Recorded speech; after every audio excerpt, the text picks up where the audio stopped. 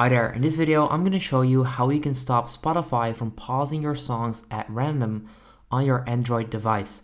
I actually had this problem myself and I was able to find out how to fix it.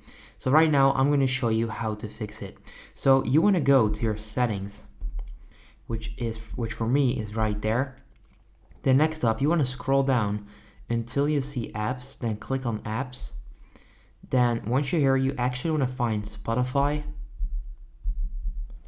Click on Spotify, and then once you're here you actually want to click on battery, and then right there it will actually say allow background activity. So as you can see right there, it's restricted as of right now, which means that you're not like giving Spotify permission to run in the background, and this is causing the issue. So because of this, Spotify is pausing your songs at random.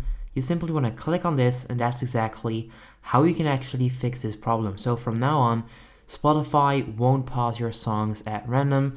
Now this works on your Android device, and if this works guys, please leave a like on this video. I would appreciate that. I'm putting effort into these videos, so I would appreciate it if you can leave a like. That would help me out. And yeah, have a nice day. Peace out.